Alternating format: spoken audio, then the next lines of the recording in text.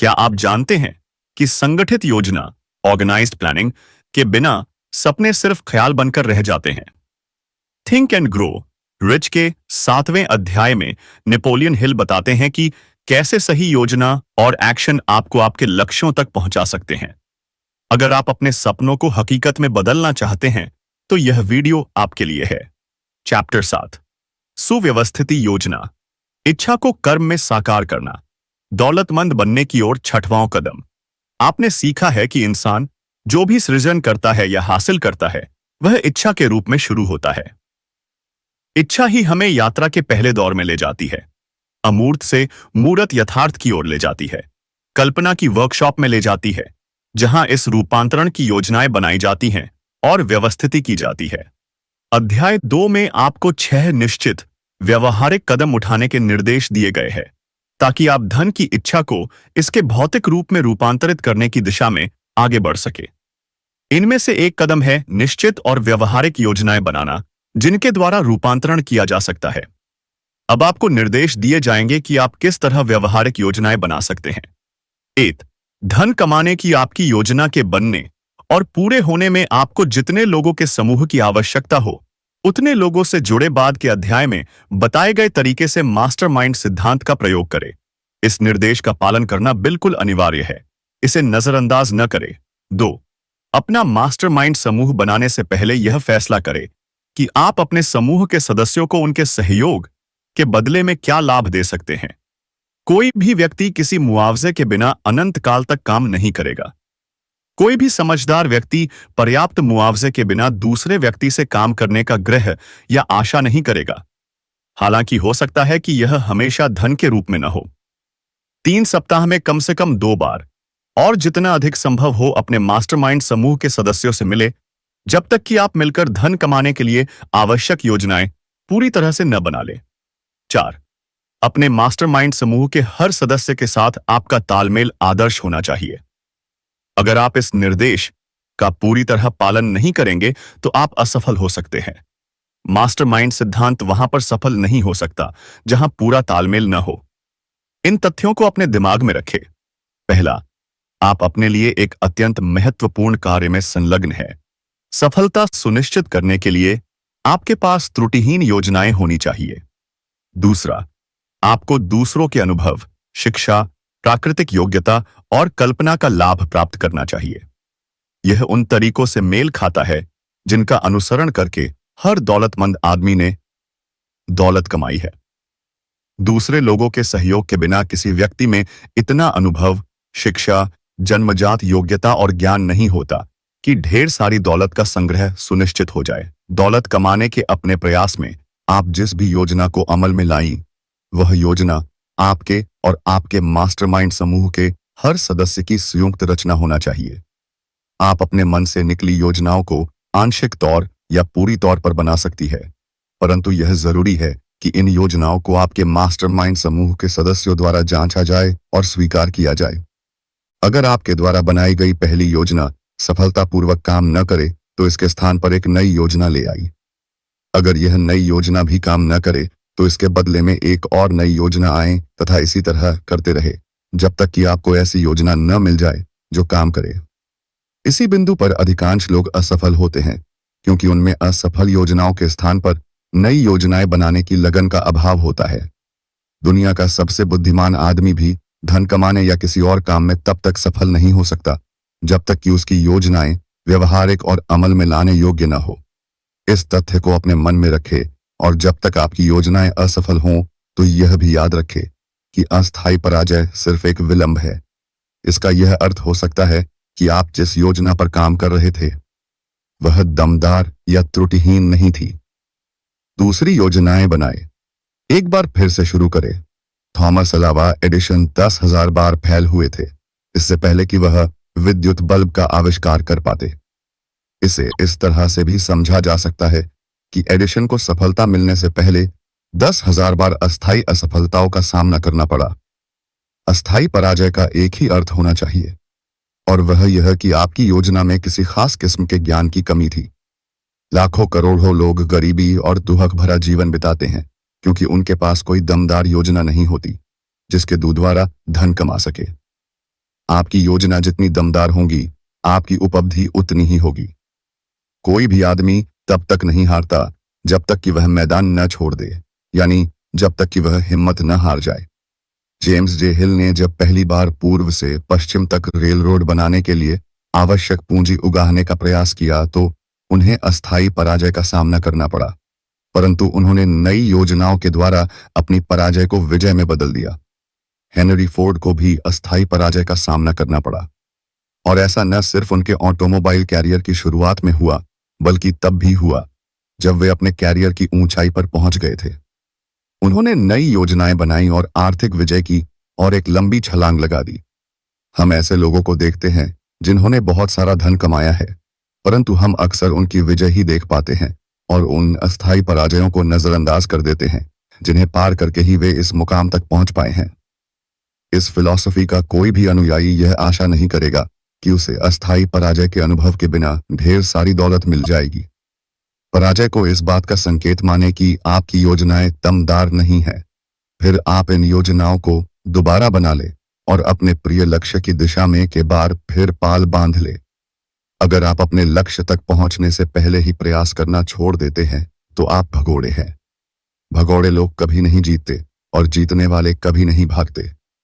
इस वाक्य को गांठ बांध ले और एक ऊंचे अक्षरी में कागज के एक टुकड़े पर लिख ले और इसे ऐसी जगह पर रखे जहां आप इसे हर रात सोने से पहले और हर सुबह उठने के बाद देख सके।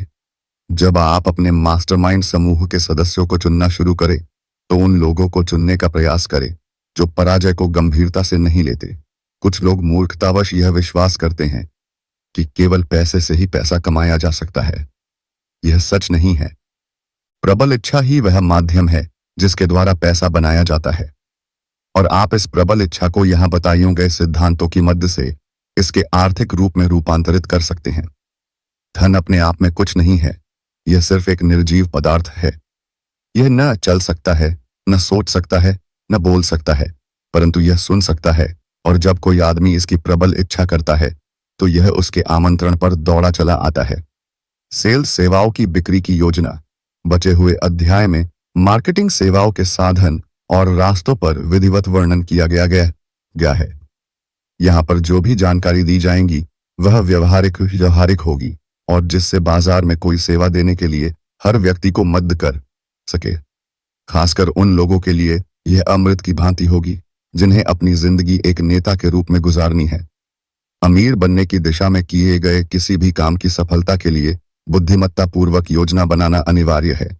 यहाँ पर आपको ऐसी विस्तृत निर्देश मिलेंगे जिनके द्वारा आप व्यक्तिगत सेवाओं को बेचकर अमीर बनना शुरू कर सकते हैं। यह जानना उत्साहवर्धक है कि जितने भी लोगों ने बहुत अधिक धन कमाया है, उनकी शुरुआत व्यक्तिगत सेवाओं के मुआवजे के रूप में या विचारों की बिक्री से हुई थी। जिसके पास जायदाद न हो वह अमीर बनने के लिए विचार और व्यक्तिगत सेवाओं के अलावा और क्या दे सकता है। दुनिया में दो तरह के लोग होते हैं। एक तरह के लोगों को लीडर्स के रूप में जाना जाता है और दूसरी तरह के लोगों को अनुयायियों के रूप में। शुरुआत में ही यह निर्णय कर ले कि क्या आप अपने चुने हुए व्यवसाय या क्षेत्र का लीडर बनना चाहते हैं या सिर्फ अनुयायी ही बने रहना चाहते हैं। बदले में जो मिलता है उसमें बड़ा भारी अंतर है। तार्किक दृष्टि से कोई अनुयायी उस मुआवजे की उम्मीद नहीं कर सकता जो लीडर को मिल सकता है। हालांकि कई अनुयायी उतने ही धन की आशा करने की गलती करते हैं। अनुयायी होने में कोई बुराई नहीं है। दूसरी ओर अनुयायी बने रहना भी कोई तारीफ की बात नहीं है। अधिकांश महान लीडर्स ने अनुयायी के रूप में शुरुआत की थी। वे महान लीडर्स इसलिए बने क्योंकि वे समझदार अनुयायी थे। जो आदमी समझदारी से किसी लीडर का अनुसरण नहीं कर सकता वह कभी सफल लीडर नहीं बन सकता। इसके अपवाद बहुत कम होते हैं। वह आदमी जो किसी लीडर का सफलतापूर्वक अनुसरण कर सकता है, आमतौर पर वही अत्यंत तीव्र गति से लीडर बनने की दिशा में खुद को विकसित कर रहा होता है। बुद्धिमान अनुयायी को कई लाभ होते हैं और उनमें से एक लाभ है अपने लीडर से ज्ञान हासिल करने का अवसर। लीडरशिप के प्रमुख गुण। लीडरशिप के महत्वपूर्ण गुण निम्नलिखित है। 1. अविचल साहस। यह साहस स्वयं के ज्ञान और अपने व्यवसाय के ज्ञान पर आधारित होता है। कोई भी अनुयायी नहीं चाहता कि उसके लीडर में आत्मविश्वास और साहस का अभाव हो। कोई भी बुद्धिमान अनुयायी ऐसे लीडर को लंबे समय तक नहीं झेल पाता। तो आत्मनियंत्रण, वह आदमी जो खुद को नियंत्रित नहीं कर सकता, दूसरों को कभी नियंत्रित नहीं कर सकता। अनुसरण के सामने आत्मनियंत्रण एक शक्तिशाली मिसाल बन जाता है, जिसे वह अनुयायी सीख लेता है जो अधिक बुद्धिमान होता है। 3. निर्णय की निश्चितता, जो आदमी ढुलमुल निर्णय लेता है वह बताता है कि उसे खुद पर विश्वास नहीं है, और ऐसा आदमी दूसरों को सफलतापूर्वक नेतृत्व नहीं कर सकता। 5. योजनाओं की निश्चितता, सफल लीडर अपने काम की योजना बनाता है और योजना पर काम करता है। जो लीडर व्यवहारिक और निश्चित योजनाओं के बिना केवल अंदाजे से काम करता है, वह उस जहाज की तरह होता है जिसमें रडर न हो। देर सवेर वह चट्टानों से टकराकर नष्ट हो जाएगा। 6. जितना मिले उससे ज्यादा देने की आदत, लीडरशिप की सजाओं में से एक यह है कि लीडर अपने अनुयायियों से जीतने की आशा रखता है, उसे स्वेच्छा से उससे देने के लिए भी तैयार रहना चाहिए। 7. सुखद व्यक्तित्व, कोई भी बेतरतीब या लापरवाह आदमी सफल लीडर नहीं बन सकता। लीडरशिप के लिए सम्मान चाहिए।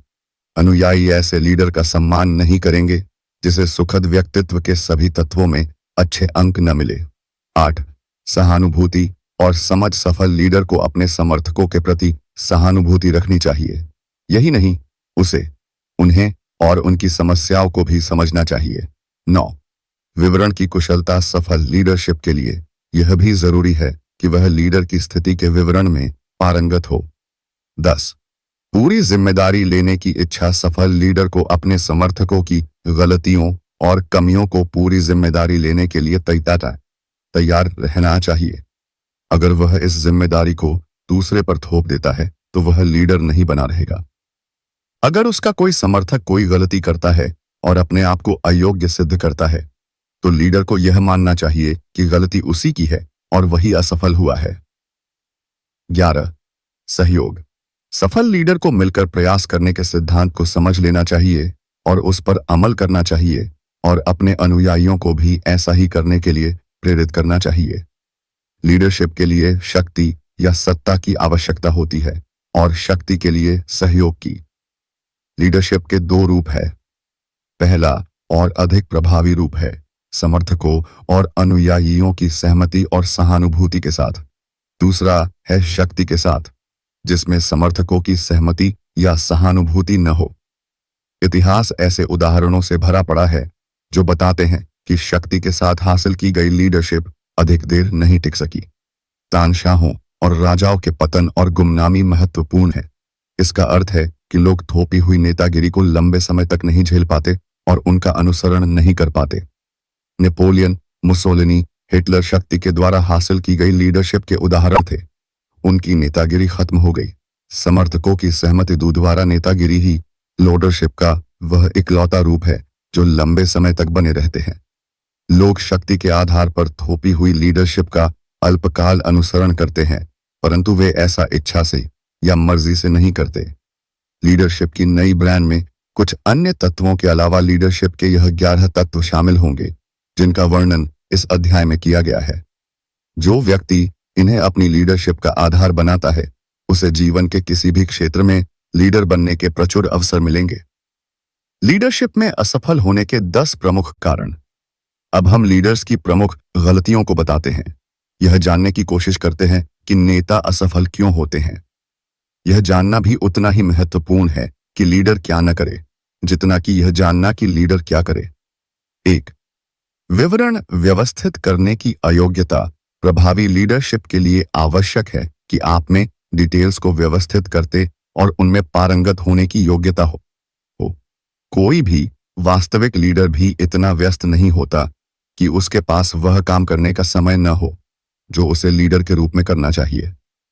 जब कोई आदमी, चाहे वह लीडर हो या अनुयायी, यह कहता है कि वह अपनी योजनाएं बदलने या किसी आपातकालीन स्थिति का सामना करने में इसलिए असमर्थ है क्योंकि वह बहुत अधिक व्यस्त है, तो वह अपनी अक्षमता सिद्ध कर रहा है। सफल लीडर अपनी स्थिति से संबंधित सारे डिटेल्स में पारंगत होता है। इसका अर्थ यह है कि उसे यह आदत डाल लेनी चाहिए कि वह डिटेल्स को अपने योग्य सेनापतियों के हवाले कर दे। 2. विनम्र सेवा प्रदान करने की अनिच्छा। जब समय की मांग होती है तो वास्तविक महान लीडर्स ऐसा काम करने के लिए खुशी खुशी तैयार रहते हैं। दूसरे से करने के लिए कहते हैं, तुम में से सबसे महान व्यक्ति सबका सेवक होगा। एक ऐसी सच्चाई है जिसका सभी योग्य लीडर पालन और सम्मान करते हैं। 3. अपने ज्ञान के लिए भुगतान की उम्मीद करने के बजाय इसके कि उस ज्ञान के प्रयोग के लिए भुगतान की आशा करना दुनिया लोगों को कभी उनके ज्ञान के लिए भुगतान नहीं करती। आप अपने ज्ञान का क्या करते हैं या दूसरों को करने के लिए किस तरह प्रेरित करते हैं, भुगतान इसी के लिए किया जाता है। 4. समर्थकों से प्रतियोगिता का डर। वह लीडर जिसे इस बात का डर हो कि उसका कोई समर्थक उसके पद को हथिया लेगा, देर सबेर यह सुनिश्चित कर लेता है कि ऐसा ही हो। योग्य लीडर अपने अधीन काम कर रहे लोगों को प्रशिक्षित करता है ताकि वह अपनी स्थिति के डिटेल्स उन्हें सौंप सके। केवल इस तरह लीडर अपने आप को कई गुना कर सकता है और अपने आप को कई स्थानों पर एक साथ रख सकता है और एक ही समय में कई चीजों का ध्यान रख सकता है। यह एक शाश्वत सत्य है कि लोगों को अपने प्रयासों से जितनी कमाई हो सकती है उससे अधिक कमाई उन्हें इस बात से होती है कि उनमें दूसरों से प्रदर्शन करवाने के जादू से एक प्रभावी लीडर दूसरों की कार्यक्षमता को बहुत अधिक बढ़ा सकता है और उन्हें अधिक तथा बेहतर सेवा देने के लिए प्रेरित कर सकता है जो उसकी सहायता के बिना वे लोग नहीं दे पाते। 5. कल्पनाशीलता का अभाव। कल्पनाशीलता के बिना लीडर आपातकालीन स्थितियों का सामना करने में असमर्थ रहता है और ऐसी योजनाएं नहीं बना पाता जिनके द्वारा वह अपने समर्थकों का प्रभावी मार्गदर्शन कर सके। 6. स्वार्थ। उस लीडर से सभी लोग चिढ़ते हैं जो अपने समर्थकों के काम का सारा श्रेय खुद ले लेता है। वास्तविक महान लीडर कभी श्रेय लेने का दावा पेश नहीं करता। वह सारा सम्मान और श्रेय अपने समर्थकों के पास जाने देता है क्योंकि वह जानता है कि अधिकांश लोग प्रशंसा और प्रतिष्ठा के लिए अधिक कठोर श्रम करेंगे जबकि केवल धन के लिए वे इतना कठोर श्रम नहीं करेंगे। 7. असंयम। अनुयायी असंयमी नेता का सम्मान नहीं करते। यही नहीं, असंयम किसी भी रूप में उस आदमी की सहन शक्ति और तेजस्विता को नष्ट कर देता है जो असंयमी होता है। 8. निष्ठा का अभाव। शायद इसे सूची में सबसे पहले नंबर पर आना चाहिए था। वह लीडर जो अपने सहयोगियों, अपने वरिष्ठों, अपने कनिष्ठों और अपने कार्य के प्रति वफादार नहीं होता, वह लंबे समय तक लीडर नहीं बना रह सकता। निष्ठाहीनता किसी भी आदमी को बहुत नीचे ले जाती है। वह जमीन की धूल से भी नीचे हो जाता है और उसे अपमान झेलना पड़ता है जिसके वह सर्वथा योग्य है। निष्ठा का अभाव जीवन के हर क्षेत्र में असफलता का एक बहुत बड़ा कारण है। 9. लीडरशिप की शक्ति पर जोर। प्रभावी लीडर प्रोत्साहन द्वारा नेतृत्व करता है और अपने समर्थकों के दिल में डर पैदा करने की कोशिश नहीं करता है। जो लीडर अपने समर्थकों को अपनी सत्ता या शक्ति का डर दिखाकर प्रभावित करता है वह शक्ति द्वारा लीडरशिप वाली श्रेणी में आता है। अगर कोई नेता सच्चा लीडर होता है तो उसे अपने व्यवहार, अपनी सहानुभूति, समझ, न्यायप्रियता और कार्यकुशलता के अलावा किसी अन्य तरीके से इस तथ्य का विज्ञापन करने की जरूरत नहीं पड़ेगी। 10. ओहदे पर जोर। योग्य लीडर को अपने समर्थकों का सम्मान हासिल करने के लिए किसी ओहदे या पदवी की जरूरत नहीं होती। वह आदमी जो ओहदे को महत्व देता है दरअसल उसके पास आमतौर पर महत्व देने के लिए और कुछ नहीं होता। वास्तविक लीडर के ऑफिस के दरवाजे उन सभी लोगों के लिए खुले रहते हैं जो अंदर प्रवेश करना चाहते हैं और उसके काम करने का स्थान औपचारिकता और दिखावे से मुक्त होता है। यह लीडरशिप की असफलता के सबसे आम कारण है। इनमें से कोई भी गलती आपको असफल कराने के लिए पर्याप्त है। अगर आप लीडर बनना चाहते हो और यह सुनिश्चित करना चाहते हैं कि आप यह गलतियां न करें तो इस सूची का सावधानी पूर्वक अध्ययन करें। कुछ उपजाऊ क्षेत्र जिनमें नई लीडरशिप की जरूरत होगी। इस अध्याय को खत्म करने से पहले आपका ध्यान उन कुछ उपजाऊ क्षेत्रों की तरफ आकर्षित किया जाएगा जिनमें लीडरशिप का पतन हो रहा है और जिनमें नए तरह के नेताओं को प्रचुर अवसर मिल सकते हैं। पहला, राजनीति के क्षेत्र में नए नेता की काफी मांग है। एक ऐसी मांग जो आपातकालीन स्थिति से किसी प्रकार कम नहीं है।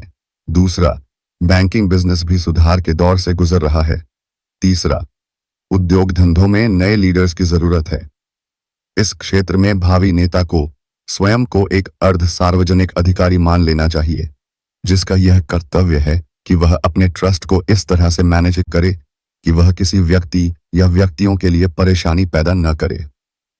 चौथा, भविष्य में धार्मिक लीडर वर्तमान की आर्थिक और व्यक्तिगत समस्याओं को सुलझाते हुए अपने अनुयायियों की भौतिक आवश्यकताओं की तरफ पूरा ध्यान देने के लिए विवश हो जाएगा।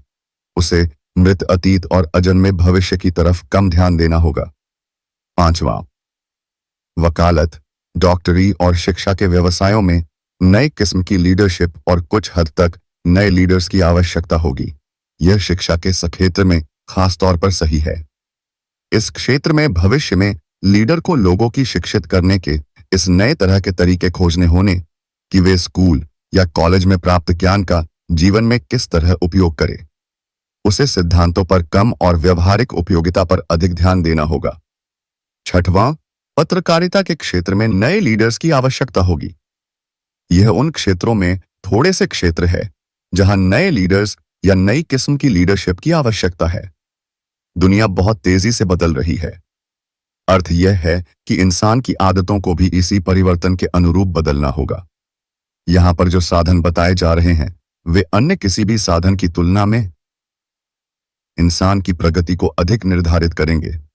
किसी पद के लिए कब और कैसे आवेदन करें, यहां पर जो बताया जा रहा है वह कई वर्षों के अनुभव का रस है। इसमें सेवाओं को प्रभावी ढंग से बेचने में हजारों लोगों की मदद की है। अनुभव यह सिद्ध करता है कि निम्नलिखित तरीके सबसे सीधे और प्रभावी तरीके हैं जो व्यक्तिगत सेवाओं के खरीदार और विक्रेता दोनों को जोड़ते हैं। रोजगार ब्यूरो सावधानी से किसी प्रतिष्ठित ब्यूरो का चुनाव करना चाहिए जिसकी उपलब्धि के संतोषजनक परिणाम हो और जिसने पर्याप्त लोगों को अच्छी नौकरियां दिलवाई हो। ऐसे ब्यूरो तुलनात्मक रूप से कम होते हैं। 2. अखबार, बिजनेस जर्नल्स, मैगजीन्स में विज्ञापन आमतौर पर वर्गीकृत विज्ञापन उन मामलों में संतोषजनक परिणाम देते हैं जहां क्लर्क या तनख्वाह वाले आम पदों के लिए अप्लाई किया जाता है। उन लोगों के लिए डिस्प्ले एडवर्टाइजिंग आवश्यक है जो एग्जीक्यूटिव पद चाहते हैं। यह विज्ञापन अखबार के ऐसे खंड में छापना चाहिए जहां नियोक्ता का ध्यान इसकी तरफ एकदम चला जाए।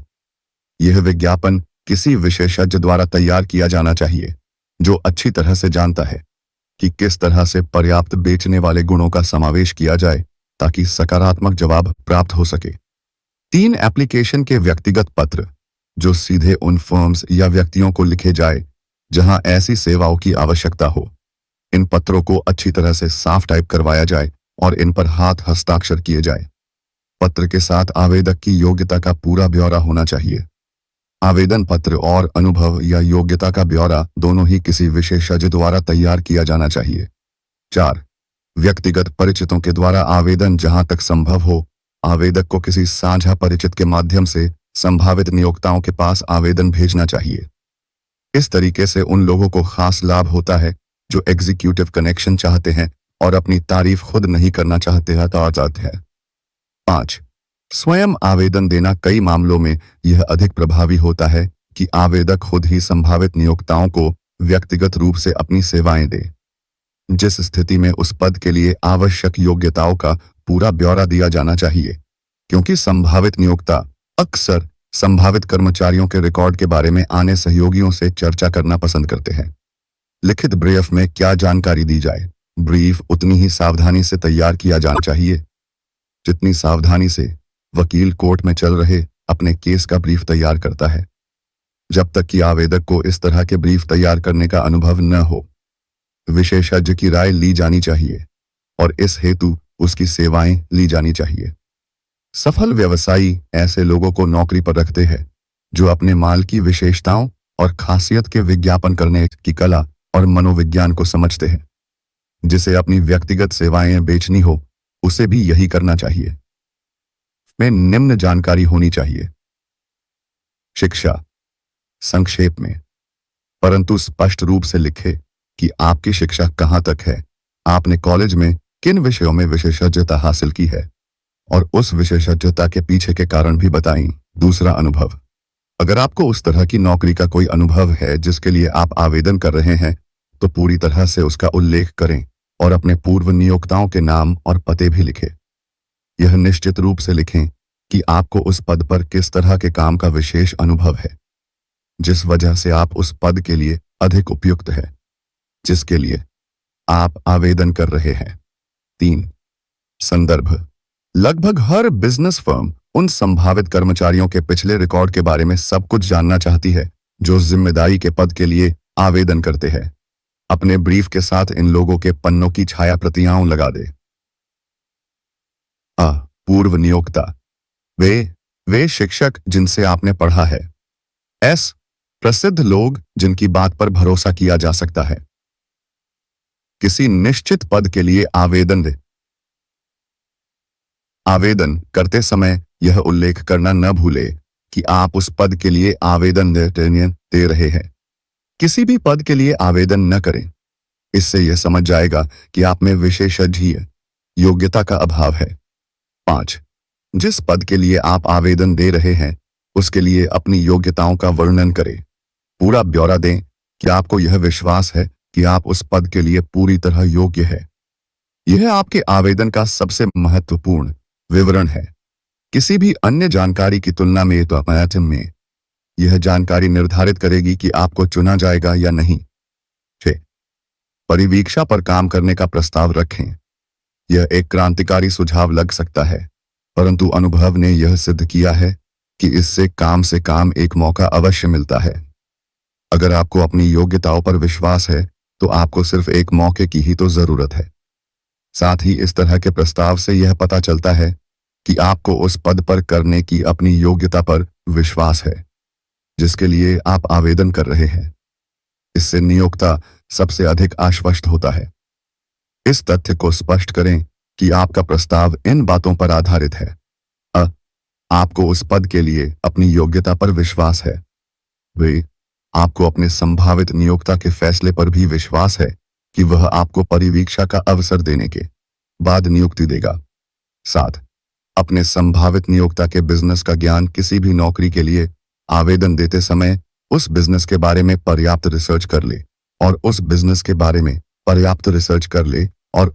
की पर्याप्त जानकारी हासिल कर ले। अपने ब्रीफ में यह संकेत करे कि आपने उस क्षेत्र में क्या ज्ञान हासिल किया है। इससे बहुत फर्क पड़ेगा क्योंकि इससे यह पता चलता है कि आप में कल्पनाशीलता है और उस पद को हासिल करने में आपकी सच्ची रुचि है। एक बार आपने अपना ब्रीफ तैयार कर लिया तो फिर इसे एक अच्छे कागज पर प्रिंट करा लीजिए। एक बार ध्यान से व्याकरण देख ले, स्पेलिंग मिस्टेक चेक कर ले। ऊपर दिए गए सुझावों का अपनी बुद्धि द्वारा जहां भी उपयोगी लगे अनुसरण करे। सफल सेल्समैन अपने पहनावे पर ध्यान देते हैं। वे जानते हैं कि पहली छाप अमिट होती है। आपका ब्रीफ आपका सेल्समैन है। इसे अच्छा सा सूट पहनाएं ताकि यह दूसरों से अलग दिख सके, ताकि आपका संभावित नियोक्ता कहे कि उसने आज तक इस तरह का ब्रीफ नहीं देखा जो किसी पद के लिए आवेदन के साथ आया है। अगर आप जिस पद के लिए प्रयास कर रहे हैं वह महत्वपूर्ण है तो उसके लिए सावधानी से तैयारी करना भी महत्वपूर्ण है। इससे भी बड़ी बात यह कि अगर आप अपने नियोक्ता को खुद को इस तरीके से बेचते हैं कि वह आपसे प्रभावित हो जाता है तो आपको शायद शुरुआत में ही उससे अधिक मिलने लगे जिसकी आपने उम्मीद की है। अगर आप विज्ञापन एजेंसी या एम्प्लॉयमेंट एजेंसी के माध्यम से रोजगार ढूंढ रहे हैं तो अपने एजेंट से अपने ब्रीफ की प्रतियां इस्तेमाल करने को कहें ताकि आपकी सेवाओं की बेहतर मार्केटिंग हो सके। इससे एजेंट और संभावित नियोक्ता दोनों ही आपको प्राथमिकता देने लगेंगे। वही पद कैसे पाए जो आप चाहते हैं। हर आदमी उस तरह का काम करना पसंद करता है जिसके लिए वह सबसे अधिक उपयुक्त होता है। चित्रकार रंगों से काम करना पसंद करता है, कलाकार हाथों से काम करना पसंद करता है और लेखक लिखना पसंद करता है। जिनके पास काम स्पष्ट गुण होते हैं वे बिजनेस और उद्योग के निश्चित क्षेत्रों को प्राथमिकता देते हैं। यदि अमेरिका में कोई बहुत बढ़िया चीज है तो वह यह है कि यहाँ पर व्यवसायों, उत्पादन, मार्केटिंग और प्रोफेशंस की पूरी श्रृंखला मौजूद है। एक ये तय कर लें कि आप किस तरह की नौकरी चाहते हैं। अगर वह नौकरी या पद अस्तित्व में नहीं है तो शायद आप उसे अस्तित्व में ला सकते हैं। 2.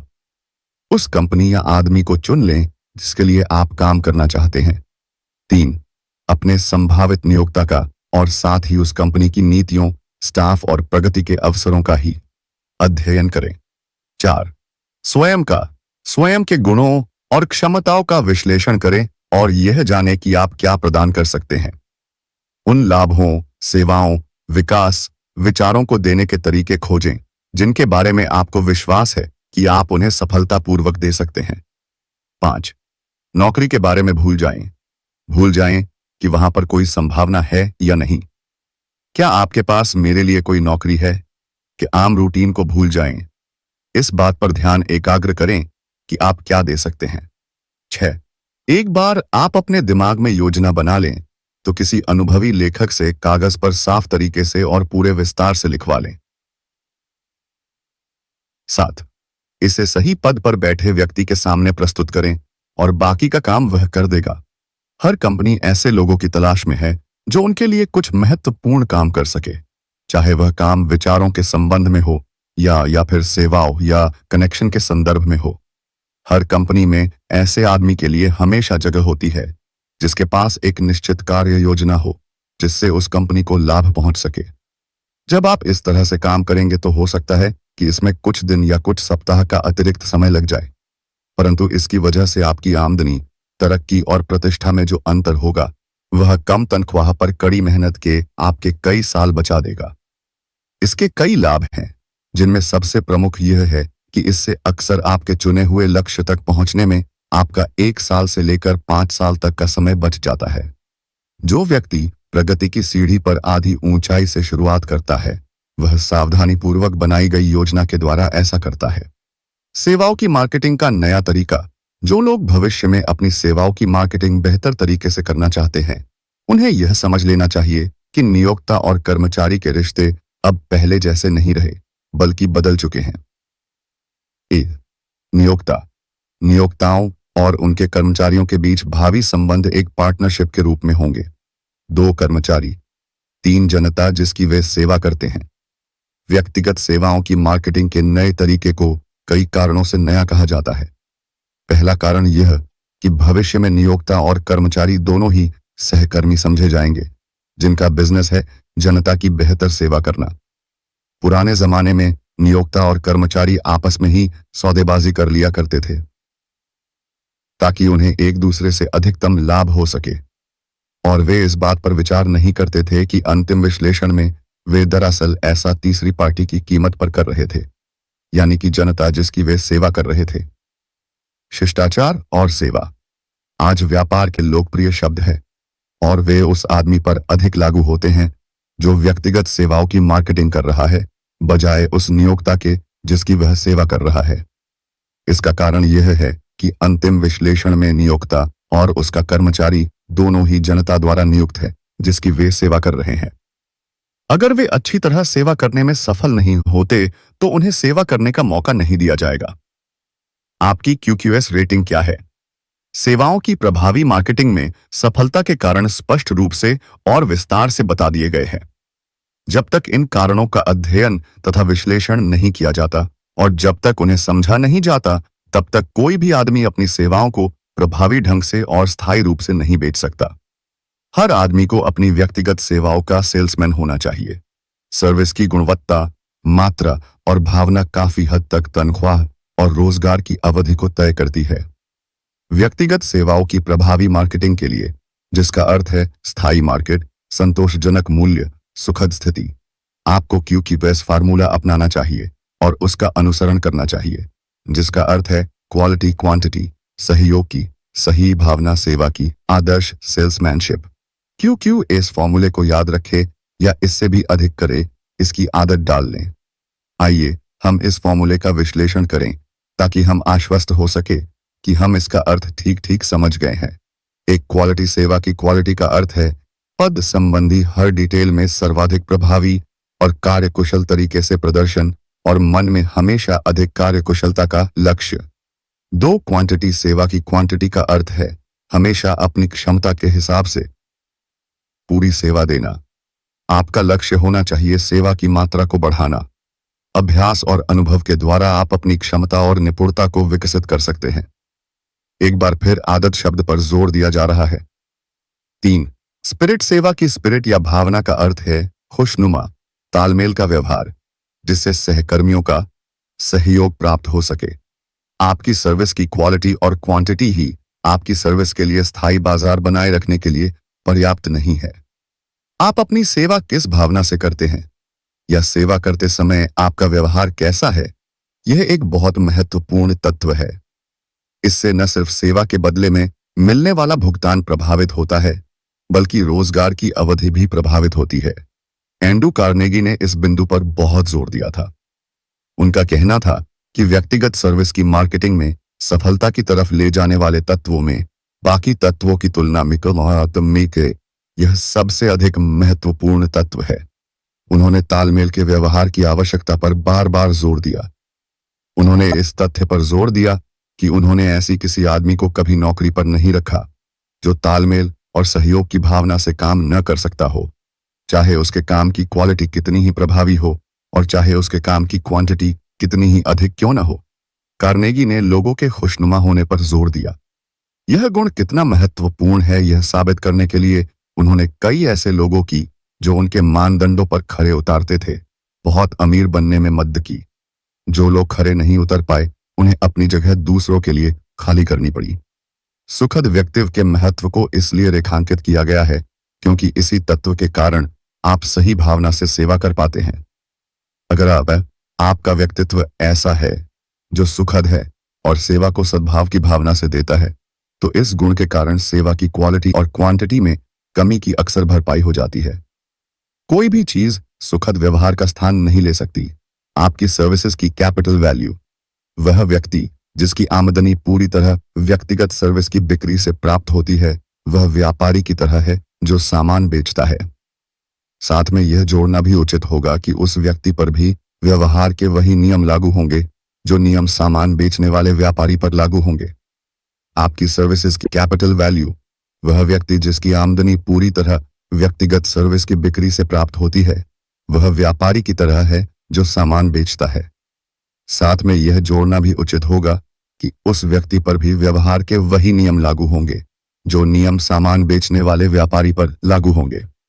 इस बात पर जोर इसलिए दिया जा रहा है क्योंकि जो लोग व्यक्तिगत सर्विस को बेचकर आजीविका कमाते हैं, उनमें से अधिकांश अक्सर यह मानने की गलती करते हैं कि उन पर सामान की मार्केटिंग करने वाले व्यापारी की तरह व्यवहार के नियम लागू नहीं होते। अब सिर्फ लीजिए, गो गेटर के दिन गुजर गए हैं। अब दीजिए, गो गिवर के दिन आ गए हैं।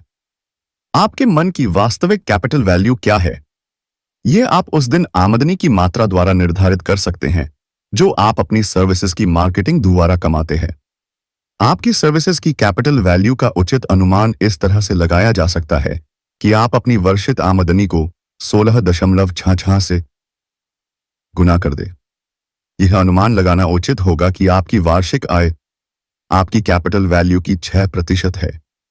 धन पर 6% प्रतिवर्ष ब्याज मिलता है, नहीं है। प्रायः मन धन से अधिक मूल्यवान होता है। योग्य मन की अगर प्रभावी ढंग से मार्केटिंग की जाए तो यह पूंजी का अधिक प्रभावी रूप दर्शाता है जिसकी सामान बेचने के बिजनेस में जरूरत होती है। मन पूंजी का एक ऐसा रूप है जो मंडी के दौर में स्थायी रूप से अवमूल्यन का शिकार नहीं होता। न ही पूंजी के रूप की चोरी की जा सकती है, न ही इसे खर्च किया जा सकता है। यही नहीं, जो धन बिजनेस के व्यवहार के लिए अनिवार्य है वह तक धूल के कण की तरह मूल्यहीन है जब तक कि इसे योग्य मन के साथ न जोड़ा जाए। असफलता के 30 मुख्य कारण इनमें से कितने आपको पीछे धकेल रहे हैं? जीवन की सबसे बड़ी विडंबना यह है कि बहुत से लोग गंभीरता से प्रयास करते हैं और असफल होते हैं। विडंबना यह है कि ज्यादातर लोग असफल होते हैं और बहुत कम लोग ही सफल हो पाते हैं। मुझे एक बार हजारों स्त्री पुरुषों के विश्लेषण का अवसर मिला और उनमें से 98% लोग असफल लोगों की श्रेणी में थे। मेरे विश्लेषण ने यह साबित किया कि असफलता के पीछे 30 प्रमुख कारण होते हैं। विश्लेषण से वे 13 प्रमुख सिद्धांत भी सामने आए जिनके द्वारा लोग दौलत इकट्ठी कर सकते हैं। इस अध्याय में असफलता के 30 मुख्य कारणों का विस्तार से वर्णन किया जा रहा है। हानिकारक आनुवंशिक पृष्ठभूमि। ऐसे लोगों का कुछ नहीं किया जा सकता जिनके मन की शक्ति कमजोर हो। यह फिलॉसफी इस कमजोरी को दूर करने का केवल एक ही तरीका सुझा सकती है, मास्टरमाइंड की सहायता। बहरहाल, इस बात का लाभ उठाएं कि यह असफलता के 30 कारणों में से एकमात्र कारण है जिसे व्यक्ति द्वारा आसानी से नहीं सुधार जा सकता। 2. जीवन में अच्छी तरह परिभाषित लक्ष्य का अभाव ऐसे आदमी के लिए सफलता की कोई आशा नहीं है जिसका कोई केंद्रीय लक्ष्य या निश्चित लक्ष्य नहीं होता जिस पर वह निशाना साधे। मैंने जिन लोगों का विश्लेषण किया उनमें से 98% के पास ऐसा कोई लक्ष्य नहीं था। शायद यही उनका असफलता का मुख्य कारण था। 3. औसत दर्जे से ऊपर उठने की महत्वाकांक्षा का अभाव। हम ऐसे आदमी को कोई आशा प्रदान नहीं कर सकते जो उदासीन है और जीवन में आगे नहीं बढ़ना चाहता और जिसमें कीमत चुकाने की इच्छा भी नहीं है। 4. अपर्याप्त शिक्षा। यह एक ऐसी कमी है जिसे तुलनात्मक रूप से आसानी से पूरा किया जा सकता है। अनुभव से साबित हुआ है कि सर्वश्रेष्ठ शिक्षित लोग अक्सर वे होते हैं जो स्वनिर्मित या स्वशिक्षित होते हैं। शिक्षित व्यक्ति बनने के लिए सिर्फ कॉलेज की डिग्री ही काफी नहीं होती। शिक्षित व्यक्ति वह होता है जिसने वह चीज पाना सीख लिया जो वह जीवन में पाना चाहता है और इस प्रक्रिया में वह दूसरों के अधिकारों का हनन नहीं करता। शिक्षा में सिर्फ ज्ञान ही शामिल नहीं है। लोगों को सिर्फ उनके ज्ञान के लिए पैसे नहीं मिलते, बल्कि इस बात के लिए पैसे मिलते हैं कि वे अपने ज्ञान का किस तरह उपयोग करते हैं। 5वां, आत्म अनुशासन की कमी। अनुशासन स्वयं पर नियंत्रण से आता है। इसका अर्थ यह है कि इंसान को सभी नकारात्मक गुणों को नियंत्रण में रखना चाहिए। स्थितियों को नियंत्रित करने से पहले आपको सबसे पहले खुद पर नियंत्रण रखना होगा। खुद को अनुशासित करना सबसे कठिन कार्य। अगर आप खुद को नहीं जीत पाते तो आप खुद से हार जाएंगे। शीशे के सामने खड़े होने पर आपको अपना सबसे अच्छा दोस्त और अपना सबसे बड़ा दुश्मन एक साथ खड़ा नजर आएगा। 6. बुरा स्वास्थ्य। कोई भी व्यक्ति अच्छे स्वास्थ्य के बिना उल्लेखनीय सफलता का सुख नहीं भोग सकता। बुरे स्वास्थ्य के कई कारणों पर काबू पाया जा सकता है।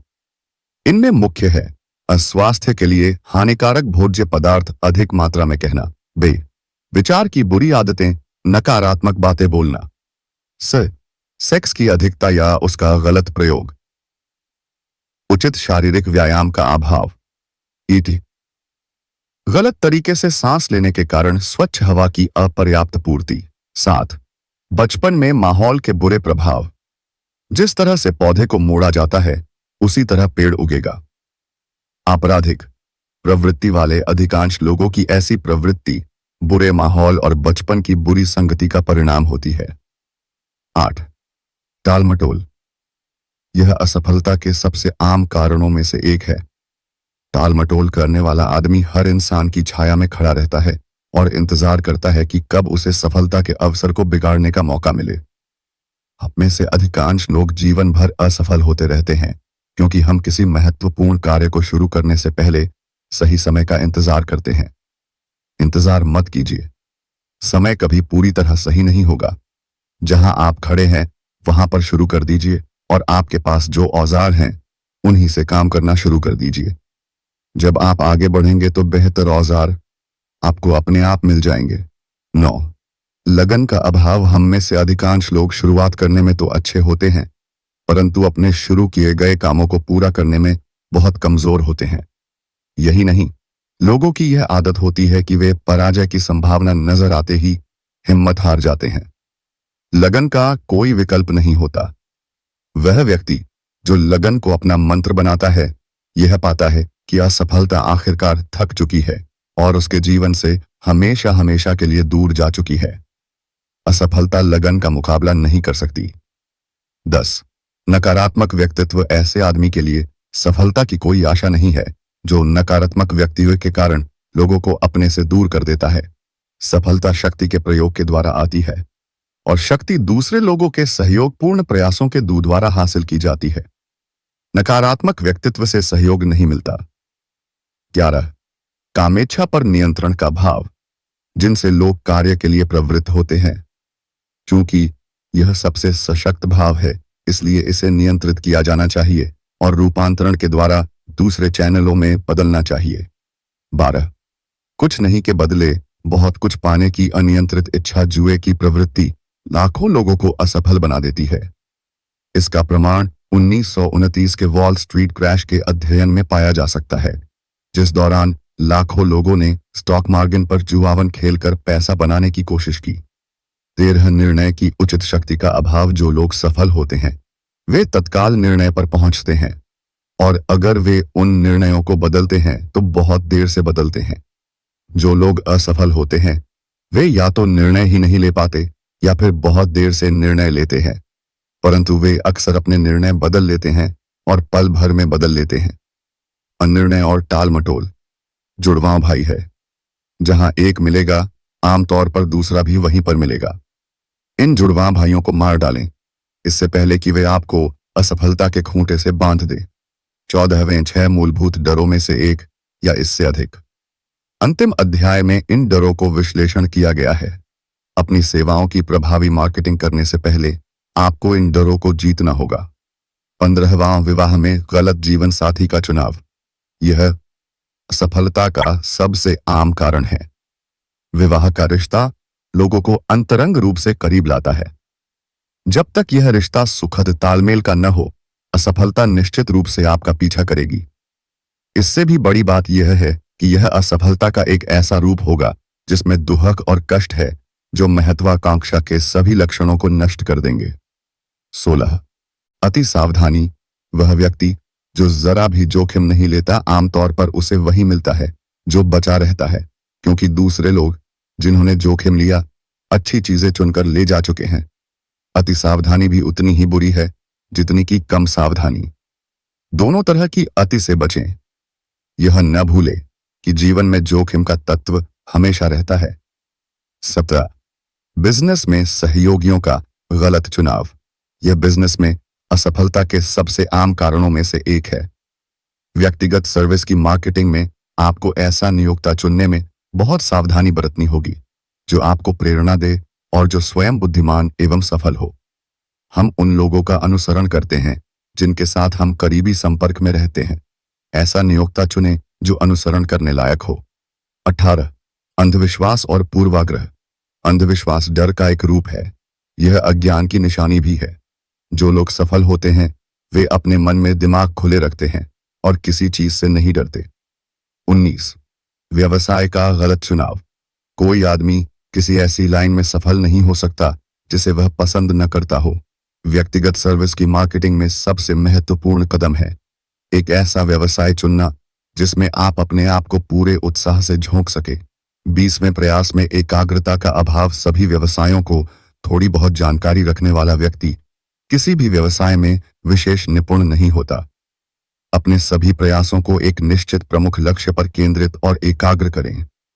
21 फिजूल खर्ची की आदत। फिजूल खर्च आदमी कभी सफल नहीं हो सकता और इसका प्रमुख कारण यह है कि वह हमेशा गरीबी के डर से जीता है। अपनी राय में से एक निश्चित प्रतिशत हिस्सा अलग रखकर नियोजित बचत की आदत विकसित करें।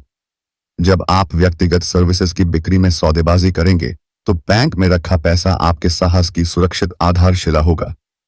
पैसे के बिना आपको वह लेना होगा जो आपको दिया जा रहा है और आपको वह पाकर खुशी होगी। 22 उत्साह का अभाव। उत्साह के बिना कोई भी विश्वास नहीं जगा सकता।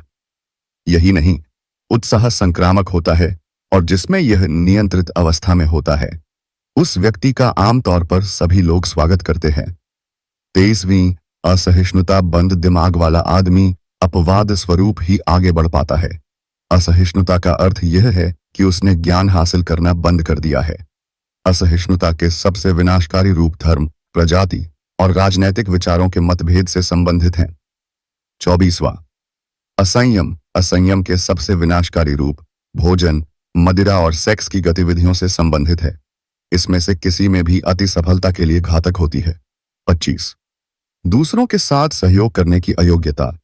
ज्यादातर लोग जीवन में अपने पद और बड़े अवसर इस गलती के कारण गंवा देते हैं। इस कारण जितने लोग असफल होते हैं उतने बाकी सभी कारणों को मिला देने पर भी नहीं होते। यह एक ऐसी गलती है जो कोई भी समझदार बिजनेस का लीडर सहन नहीं करेगा। 26 शक्ति जिसे आपने अपने प्रयासों से हासिल न किया हो। दौलतमंद लोगों के पुत्र पुत्रियां और बाकी लोग जिन्होंने धन विरासत में हासिल किया है और जिसे न उन्होंने खुद कमाया है न ही वे उसके योग्य हैं। ऐसे आदमी के हाथ में शक्ति जिसे उसने खुद धीरे धीरे हासिल न किया हो सफलता के लिए घातक है। फटाफट अमीरी गरीबी से भी अधिक खतरनाक है। 27 जानबूझकर की गई बेईमानी ईमानदारी का कोई विकल्प नहीं है। परिस्थितियों के दबाव के कारण जिन पर इंसान का कोई नियंत्रण नहीं होता, कोई भी क्षणिक तौर पर बेईमानी कर सकता है और इससे कोई स्थायी हानि नहीं होगी। परंतु ऐसे आदमी के लिए कोई आशा नहीं है जो जानबूझकर बेईमानी का रास्ता चुनता है। देर सवेर उसे अपने कार्यों का फल मिलेगा और इसका परिणाम यह हो सकता है कि उसकी प्रतिष्ठा मिट्टी में मिल जाए या वह तंत्रता गंवा बैठे। 28 घमंड और अहंकार यह गण लाल बत्तियां हैं जो दूसरों को दूर रहने की चेतावनी देती है। यह सफलता के लिए घातक है। 29 सोचने के बजाय अनुमान लगाना ज्यादातर लोग इतने उदासीन या आलसी होते हैं कि वे सही सोचने के लिए आवश्यक पूरे तथ्य हासिल करने का कष्ट नहीं उठाते। वे अंदाजे के आधार पर आए विचारों पर या बिना सोचे समझे झटपट निर्णय करना पसंद करते हैं। 30 पूंजी का अभाव यह उन लोगों में असफलता का एक आम कारण है जो पहली बार बिजनेस में उतारते हैं और उनके पास अपनी गलतियों के झटके को सहन करने के लिए पूंजी का पर्याप्त रिजर्व नहीं होता, जिसके द्वारा वे अपने आप को बाजार में तब तक बनाए रख सके जब तक कि उनकी प्रतिष्ठा स्थापित न हो जाए। 31 में आप असफलता के उस विशिष्ट कारण को लिख लें जिससे आप पीड़ित हैं परंतु जो इस सूची में शामिल नहीं है। असफलता के 30 प्रमुख कारणों में जीवन की विडंबना का वर्णन मिलता है जो लगभग हर उस आदमी के बारे में सही है जिसने कोशिश की है और जो असफल हुआ है। यह सहायक होगा यदि आप किसी ऐसे व्यक्ति को प्रेरित कर सके जो आपको अच्छी तरह से जानता हो कि वह आपके साथ इस सूची को पढ़े और असफलता के 30 कारणों के संदर्भ में आपका विश्लेषण करे। अगर आप इसे अकेले आजमाना चाहते हैं तो भी कोई हर्ज नहीं है, परंतु अधिकांश लोग अपने आप को उस तरह से नहीं देख पाते जिस तरह से दूसरे लोग उन्हें देखते हैं। हो सकता है कि आप भी उनमें से हो जो ऐसा नहीं कर पाते। सबसे पुरानी सलाह है इंसान अपने आप को जानो। अगर आप सामान को सफलतापूर्वक बेचना चाहते हैं तो आपको सामान का ज्ञान होना चाहिए। यह व्यक्तिगत सर्विसेज की मार्केटिंग के बारे में भी उतना ही सही है। आपको अपनी सारी कमजोरियां पता होनी चाहिए ताकि या तो आप उन पर पल बना सके या उन्हें पूरी तरह दूर कर सके। आपको अपनी शक्तियां भी मालूम होनी चाहिए ताकि आप अपनी सर्विस बेचते समय उनकी तरफ सामने वाले का ध्यान आकर्षित कर सके। आप अपने आप को सिर्फ सटीक विश्लेषण के द्वारा जान सकते हैं। अपने बारे में अज्ञान की मूर्खता एक युवक ने दिखाई जब उसने एक पद के लिए एक प्रसिद्ध बिजनेस मैनेजर के पास आवेदन दिया। उसने तब तक तो अच्छा प्रभाव जमाया जब तक उससे यह नहीं पूछा गया कि वह कितनी तनख्वाह की उम्मीद करता है। उसने जवाब दिया कि उसने अपने दिमाग में कोई निश्चित राशि नहीं सोची थी। निश्चित लक्ष्य का अभाव। मैनेजर ने इस पर कहा, हम आपको उतना वेतन देंगे जितना हम सोचते हैं, परंतु इसके पहले हम 1 सप्ताह तक आपका काम देखेंगे। मैं यह नहीं स्वीकार करूंगा। आवेदक ने जवाब दिया, जहां मैं काम कर रहा हूं वहां पर मुझे उससे ज्यादा मिलते हैं। इससे पहले कि आप अपने वर्तमान पद की तनख्वाह में बढ़ोतरी के बारे में सौदेबाजी करें या कहीं और नकारी की तलाश करें, यह सुनिश्चित कर लें कि आपको अब भी जितना मिलता है आपका मूल्य उससे अधिक है। पैसा चाहना बात अलग है, हर आदमी ज्यादा पैसा चाहता है, परंतु यह पूरी तरह से भिन्न बात है कि आवक मूल्य अधिक हो। कई लोग अपनी इच्छाओं को अपनी उचित तनख्वाह मानने की गलती कर बैठते हैं। आपकी आर्थिक आवश्यकताओं या इच्छाओं का आपके मूल्य से कोई लेना देना नहीं है। आपका मूल्य इस बात पर पूरी तरह से निर्धारित करता है कि आप उपयोगी सर्विस देने में कितने योग्य हैं या आप में दूसरों को इस तरह से सर्विस प्रदान करने के लिए प्रेरित करने की कितनी क्षमता है। अपने आप की एक सूची बनाएं। 28 प्रश्न जिनका आपको जवाब देना चाहिए। वार्षिक आत्मविश्लेषण व्यक्तिगत सर्विसेज की प्रभावी मार्केटिंग के लिए भी उतना ही अनिवार्य है जितना कि सामान की वार्षिक सूची बनाना। इससे भी बड़ी बात यह है कि वार्षिक विश्लेषण में आपकी गलतियों में कमी और आपके गुणों में बढ़ोतरी होनी चाहिए। जीवन में आदमी या तो आगे बढ़ता है या उसी जगह पर खड़ा रहता है या फिर पीछे रह जाता है। इंसान का लक्ष्य हमेशा आगे बढ़ना होना चाहिए। वार्षिक आत्मविश्लेषण बताएगा कि प्रगति हुई है या नहीं। अगर हुई है तो कितनी। इससे यह भी पता चलेगा कि आपने कहीं कोई कदम पीछे की तरफ तो नहीं उठाया है। व्यक्तिगत सर्विस की प्रभावी मार्केटिंग के लिए आगे की तरफ बढ़ना आवश्यक है, चाहे प्रगति की रफ्तार धीमी ही क्यों न हो। आपका वार्षिक आत्मविश्लेषण हर साल के अंत में किया जाना चाहिए, ताकि आप इसमें किए जाने वाले किसी भी सुधार को नए वर्ष के संकल्पों में शामिल कर सके। यह सुधार आपको विश्लेषण के बाद समझ में आएंगे। अपने आप की सूची बनाते समय खुद से नीचे दिए गए सवाल पूछे और अपने जवाबों की जांच करते समय किस ऐसे आदमी की मदद ले जो आपको इस बारे में खुद को धोखा न देने दे। व्यक्तिगत सूची के लिए आत्मविश्लेषण प्रश्नावली। 1. क्या मैंने वह लक्ष्य हासिल कर लिया है जो मैंने इस साल बनाया था? आपको हर साल एक निश्चित वार्षिक लक्ष्य बनाना चाहिए, जो आपके जीवन के प्रमुख लक्ष्य का एक हिस्सा हो। 2. क्या मैंने सर्वश्रेष्ठ क्वालिटी की वह सर्विस दी है जिसे देने में मैं सक्षम हूं, या क्या मैंने इस सेवा के किसी हिस्से में सुधार किया है? 3. क्या मैंने सेवा में वह सर्वश्रेष्ठ संभव क्वांटिटी दी है जो मैं दे सकता है? 4. क्या मेरे का भाव हमेशा तालमेल और सहयोग का रहा है? 5वीं, क्या मैंने टाल मटोल की आदत को अपनी कार्यकुशलता में कमी करने की इजाजत दी है, और अगर ऐसा है तो किस हद तक? 6. क्या मैंने अपने व्यक्तित्व में सुधार किया है, और अगर हां तो किन तरीकों से? 7. क्या मैंने अपनी योजनाओं को लगन से अंत तक सफलतापूर्वक पूर्ण किया है? 8. क्या मैंने हमेशा तत्काल और निश्चित निर्णय लिए हैं? 9. क्या मैंने 6 मूलभूत डरों में से एक या इससे अधिक को अपनी कार्यकुशलता में कमी करने की इजाजत दी है? 10वां, क्या मैं कभी अति सावधान या कम सावधान रहा है? 11. क्या कार्यस्थल पर मेरे सहयोगियों के साथ मेरे संबंध सुखद हैं या दुखद? अगर यह दुखद हैं तो क्या गलती आंशिक रूप से या पूरी तरह से मेरी है? 12वीं, क्या मैंने प्रयास में एकाग्रता की कमी की वजह से अपनी ऊर्जा को व्यर्थ गंवाया है? 13वां, क्या मैं सभी विषयों में खुले दिमाग का और सहिष्णु रहा हूं? 14वीं, मैंने सर्विस देने की अपनी योग्यता में किस तरह सुधार किया है? 15वीं, क्या मैंने अपनी किसी आदत में असंयम का परिचय दिया है? 16वां, क्या मैंने किसी भी रूप में या तो खुलकर या गोपनीय रूप से अहंकार प्रदर्शित किया है? 17वां, क्या अपने सहयोगियों के प्रति मेरा व्यवहार ऐसा है जिससे वे मेरा सम्मान करने के लिए प्रेरित हो? 18, क्या मेरे विचार और निर्णय अंदाजे पर आधारित है, आए फिर विश्लेषण और सटीक विचारों पर आधारित है? 19वां, क्या मैंने अपने समय, अपने खर्च और अपनी आमदनी का बजट बनाने की आदत का पालन किया है, और क्या मैं इन बजटों में अनुदार रहा हूं? 20, मैंने कितना समय लाभहीन प्रयासों में लगाया है जिसका मैं बेहतर लाभ उठा सकता था? 21वां, मैं अपने समय का किस तरह से नया बजट बना सकता हूं और अपनी आदतों को किस तरह से बदल सकता हूं ताकि मैं अगले साल में अधिक प्रभावी बन जाऊं? 22वां, क्या मैं ऐसा कोई व्यवहार करने का दोषी हूं जिसे मेरी अंतरात्मा कचोटती हो? 23, किस तरह से मैं उससे अधिक और बेहतर सर्विस दे सकता हूं जिसके लिए मुझे धन प्राप्त हो रहा है? 24, क्या मैंने किसी के प्रति अन्याय किया है, और यदि है तो किस तरह? 25वां, अगर मैं वर्ष भर के लिए अपनी स्वयं की सर्विसेज को खरीदूं तो क्या मैं इस खरीद से संतुष्ट रहूंगा? 26वां, क्या मैं सही व्यवसाय में हूं, और अगर नहीं तो क्यों?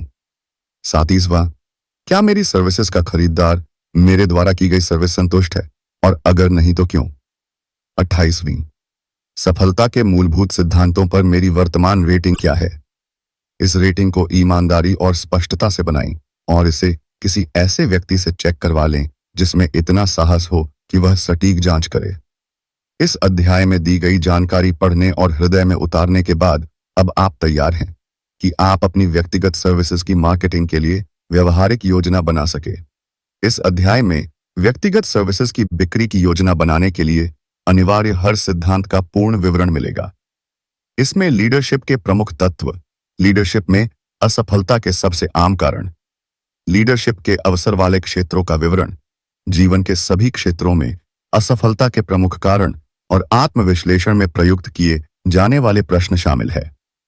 सटीक जानकारी को विस्तार से प्रस्तुत किया गया है क्योंकि इसकी उन सभी लोगों को जरूरत होगी जो व्यक्तिगत सर्विसेज की मार्केटिंग करके अमीर बनने की तरफ कदम बढ़ाना शुरू करेंगे, जिन्होंने अपनी दौलत गंवा दी है या जो पैसा कमाना अभी शुरू ही कर रहे हैं। उनके पास अमीरी के बदले में देने के लिए व्यक्तिगत सर्विसेज के अलावा कुछ भी नहीं होता। इसलिए यह अनिवार्य है कि उनके पास वह सारी व्यवहारिक जानकारी उपलब्ध हो जिसके द्वारा वे अपनी सर्विसेज की लाभदायक मार्केटिंग कर सके। यहाँ पर दी जा रही जानकारी को अच्छी तरह से समझना और पूरी तरह आत्मसात करना स्वयं की सेवाओं की मार्केटिंग में सहायक होगा। इसके अलावा इससे आप में वह सामर्थ्य भी विकसित होगी जिसके द्वारा आप दूसरे लोगों को बेहतर विश्लेषण कर सके और उनके बारे में बेहतर निर्णय ले सके। यह जानकारी पर्सनल डायरेक्टर्स, एम्प्लॉयमेंट मैनेजर्स और दूसरे एग्जीक्यूटिव के भी काम आएगी जो प्रभावी संगठनों के लिए कर्मचारियों का चुनाव करते हैं। अगर आपको इस बारे में शंका हो तो इसकी शक्ति की जांच करने के लिए आत्मविश्लेषण के 28 प्रश्नों के जवाब लिखना शुरू कर दे। अमीर बनने के अवसर कहां और कैसे मिल सकते हैं? अब हमने उन सिद्धांतों का विश्लेषण कर लिया है जिनके द्वारा अमीर बना जा सकता है।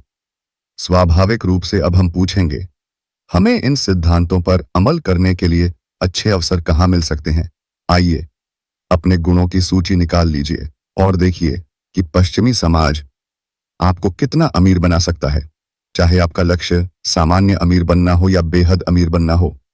शुरुआत में हम सभी को यह याद रखना चाहिए कि हम एक समाज में रहते हैं जहां कानून का पालन करने वाले हर नागरिक को विचार और कार्य की स्वतंत्रता है जो दुनिया के किसी दूसरे देश की तुलना में अधिक है। हम में से अधिकांश ने इस स्वतंत्रता के लाभों की सूची नहीं बनाई है। हमने कभी अपनी असीमित स्वतंत्रता की तुलना दूसरे देशों की सीमित स्वतंत्रता से नहीं की है। यहाँ पर विचार की स्वतंत्र है, राजनीति में स्वतंत्रता है, बिजनेस, प्रोफेशन या नौकरी चुनने की स्वतंत्रता है, दूसरों को नुकसान पहुंचाए बिना अपनी मनचाही संपत्ति या जायदाद बनाने की स्वतंत्रता है, अपने घर का स्थान चुनने की स्वतंत्रता है, विवाह में स्वतंत्रता है, अपने घर का स्थान चुनने की स्वतंत्रता है, विवाह में स्वतंत्रता है, सभी प्रजातियों के लिए समान अवसर की स्वतंत्रता है, एक राज्य से दूसरे राज्य में यात्रा करने की स्वतंत्रता है, अपने पसंद के भोजन की स्वतंत्रता है और यह स्वतंत्रता भी है कि हम जीवन में किसी भी पद के लिए लक्ष्य बना सकते हैं जिसके लिए हमने तैयारी की है, चाहे वह अमेरिका के राष्ट्रपति का पद ही क्यों न हो। हमारे पास अन्य स्वतंत्रताएं भी हैं, परंतु यह सूची सबसे प्रमुख स्वतंत्रताओं का विहंगम दृश्य प्रदान करती है जिसमें अवसरों की बहुलता है।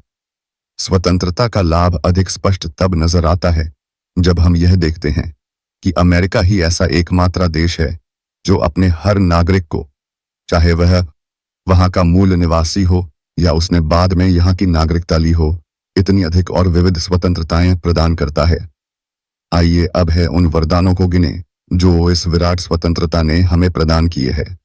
उदाहरण के लिए औसत अमेरिकी परिवार को ले लें, जिसका अर्थ औसत आमदनी वाले परिवार को, और उन लाभों को गिने जो परिवार के हर सदस्य के लिए अवसर और प्रचुरता के इस देश में उपलब्ध है। विचार व कार्य की स्वतंत्रता के बाद भोजन, वस्त्र और आवास आते हैं जो जीवन की 3 मूलभूत आवश्यकताएं में।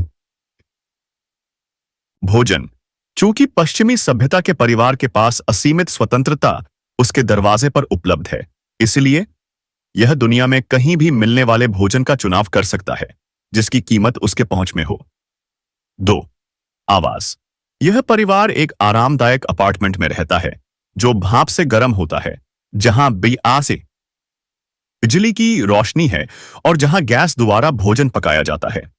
ब्रेकफास्ट में वे जो टोस्ट खाते हैं वह इलेक्ट्रिक टोस्टर में सेंका गया है जिसकी कीमत केवल कुछ डॉलर है। अपार्टमेंट की सफाई वैक्यूम क्लीनर से होती है जो बिजली से चलता है। किचन और बाथरूम में हर समय गर्म और ठंडा पानी उपलब्ध है। भोजन को ठंडा रखने के लिए फ्रिज है जो बिजली से चलता है। पत्नी अपने बाल बनाती है, कपड़े धोती है और प्रेस करती है तथा इसके लिए वह बिजली से चलने वाले यंत्रों का प्रयोग करती है जो दीवार में लगे एक प्लग में तार लगाते ही अपना काम शुरू कर देते हैं। पति अपनी दाढ़ी बिजली के शेवर से बनाता है और उन्हें दुनिया भर से 24 घंटे मुफ्त मनोरंजन मिलता है, जो टेलीविजन का स्विच दबाते ही शुरू हो जाता है। 3. वस्त्र। पश्चिमी सभ्यता में हर स्थान पर औसत वस्त्र पहनने वाले लोग मिल जाते हैं। भोजन, वस्त्र और आवास की सिर्फ 3 मूलभूत आवश्यकताओं का जिक्र किया गया है। औसत पश्चिमी समाज का नागरिक को कई अन्य लाभ और अधिकार भी उपलब्ध हैं, जो उसे काम प्रयास में हासिल हो सकते हैं, जबकि वह इसके लिए 8 घंटे प्रतिदिन से अधिक श्रम न करे। वह चमत्कार जिसने ये वरदान दिए जब वे वोट मांगते थे, तो हम अक्सर राजनेताओं को स्वतंत्रता की बातें करते हुए सुनते हैं, परंतु शायद ही कभी वे इस स्वतंत्रता के स्रोत या इसकी प्रकृति के समुचित विश्लेषण के लिए पर्याप्त प्रयास करते हैं या इसके लिए इतना समय निकालते हैं। मुझे इस अदृश्य शक्ति के स्रोत और प्रकृति के विश्लेषण का अधिकार है, क्योंकि मैं जानता हूं, और मैं 50 वर्षों से भी अधिक समय में ऐसे लोगों को जानता हूं जिन्होंने इस शक्ति को संगठित किया और जिनमें से कई आज भी इसे बनाए रखने के लिए जिम्मेदार हैं और सौद हैं। मानवता के इस रहस्यमयी हितकारी का नाम पूंजी है।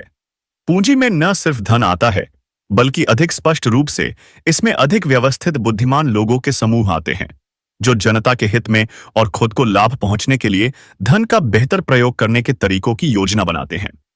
इन समूहों में वैज्ञानिक, शिक्षाविद, केमिस्ट, आविष्कारक, बिजनेस विश्लेषक, पब्लिसिटी मैन, आवागमन विशेषज्ञ, अकाउंटेंट, वकील, डॉक्टर और उद्योग धंधों के सभी क्षेत्रों में विशेषज्ञ ज्ञान रखने वाले लोग आते हैं।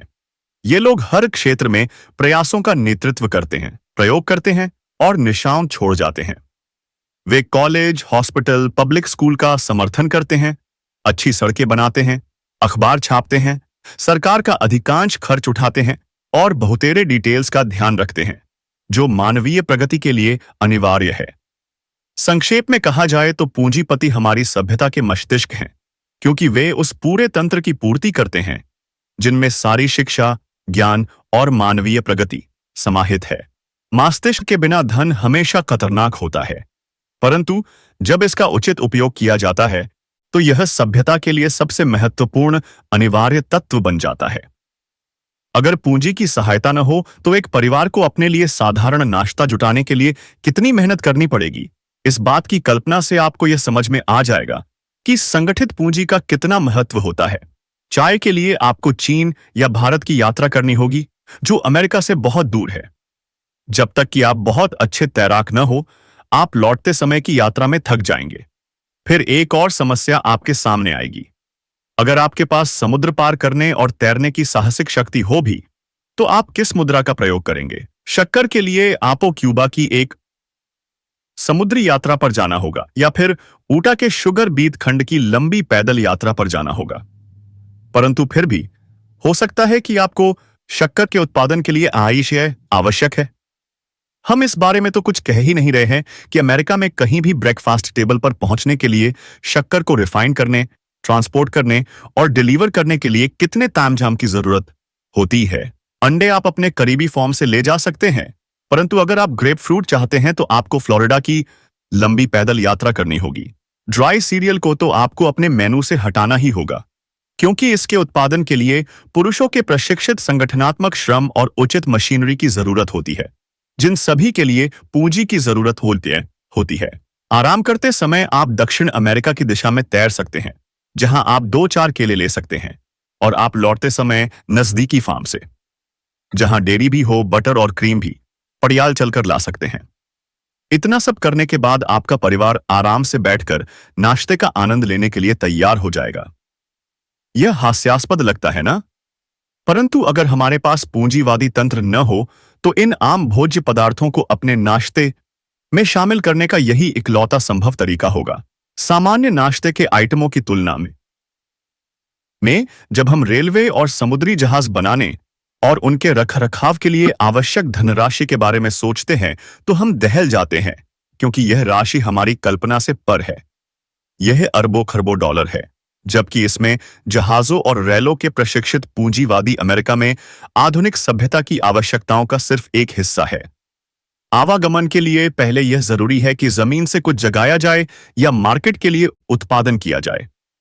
इसके उपकरणों, मशीनरी, पैकिंग, मार्केटिंग और करोड़ों लोगों के लिए करोड़ों डॉलर और लगेंगे।